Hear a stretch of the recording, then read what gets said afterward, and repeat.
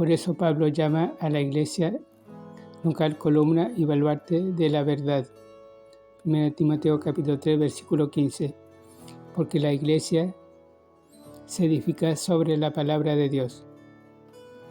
Dios ha depositado en su pueblo la verdad de la palabra de Dios.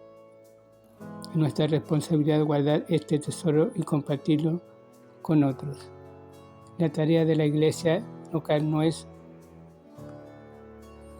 preservar solo la verdad o la palabra de Dios como si fuese un museo, sino vivirla y enseñarla a las generaciones venideras. Nótese que Timoteo debe encomendar la verdad a hombres fieles y no instintivamente a cualquier creyente. El ejército de Dios, versículos 3 y 4. El llamamiento de Timoteo al servicio se halla en Hechos capítulo 16, versículo 3. Quiso Pablo que éste fuese con él. La expresión que fuese literalmente significa llevarle al campo como soldado.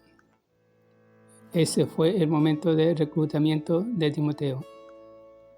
Cristo, el capitán de nuestra salvación, nos ha reclutado, tomó, versículo 4, y debemos recibir de él nuestras órdenes y no serle infieles.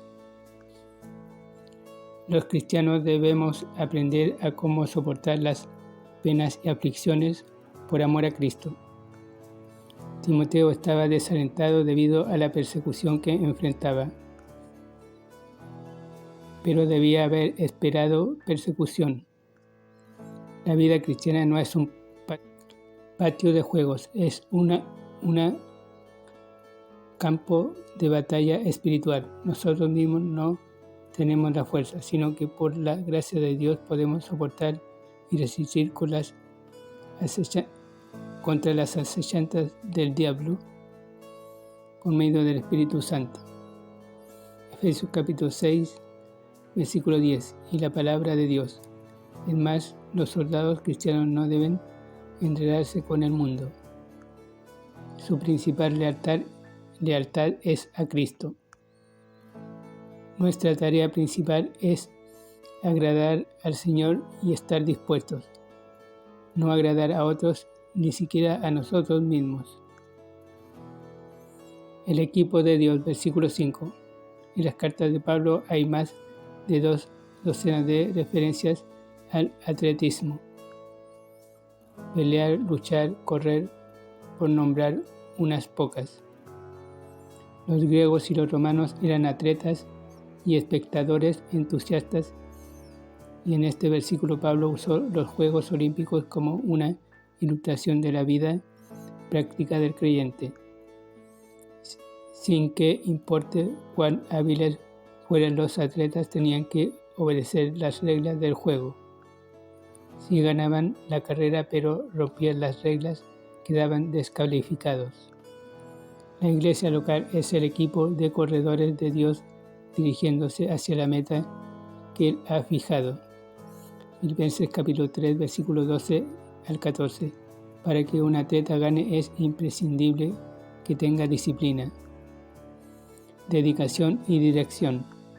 Asimismo, esas cualidades son imprescindibles. Debe haber un sentido de equipo en la iglesia local. Combatieron juntamente conmigo.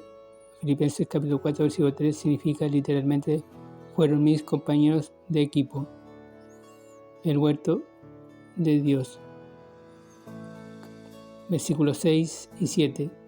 Labrador significa granjero y el cuadro aquí viene de la agricultura. Según 1 Corintios capítulo 3, versículos 6 al 9, la iglesia es un huerto y la semilla es la palabra de Dios. Varios obreros plantan, riegan y cosechan la semilla a su debido tiempo. Timoteo no debía desanimarse si la cosecha no se obtenía de inmediato. Desarrollar un huerto fructífero demanda tiempo, paciencia y arduo trabajo. Como el labrador fiel, el pastor debe participar de las bendiciones que Dios envía a su tiempo, segaremos si no desmayamos. Gálatas capítulo 6, versículo 9. El cuerpo de Cristo en la tierra, versículos 8 al 13. Pablo le recuerda a Timoteo que él también sufría, pero que el sufrimiento de ambos tenía una doble bendición. Sufrían por Cristo y con Cristo, y su sufrimiento era para beneficio de la Iglesia. Los versículos 11 al 13 pueden haber sido al principio un himno cristiano o una confesión de fe. Hacen hincapié en la unión del creyente con Cristo. Cuando Él murió, nosotros morimos con Él, como miembros de su cuerpo resucitado con Él. Reinaremos con Él. Nuestra infidelidad no cancela la fidelidad de Dios. ¿No tienes miedo de resbalarte por entre los dedos de Cristo? Le preguntó un incrédulo a una creyente. ¿Cómo podría? Replicó ella, yo soy uno de sus dedos. La escuela de Dios, capítulo 2, versículo 14 al 18. A Timoteo lo estaban atacando los fariseos, los falsos maestros, así como atacan a la iglesia hoy. ¿Qué debemos hacer? Primero, recordar a la gente que se aferra a lo esencial y no discuta sobre palabras vanas y filosofías huecas.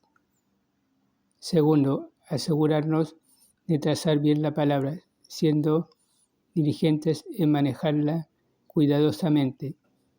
Trazar bien implica cortar la palabra con cuidado de la manera en que un ingeniero construye una carretera de modo que la gente entienda el programa de Dios para todas las edades. Pablo advierte que la falsa doctrina carcomerá como gangrena, versículo 17, y que el único remedio es la sana doctrina de la palabra de Dios. Cuando usted empieza a dar oído a las fábulas de viejas o a las fábulas falsos maestros, se enfermará espiritualmente.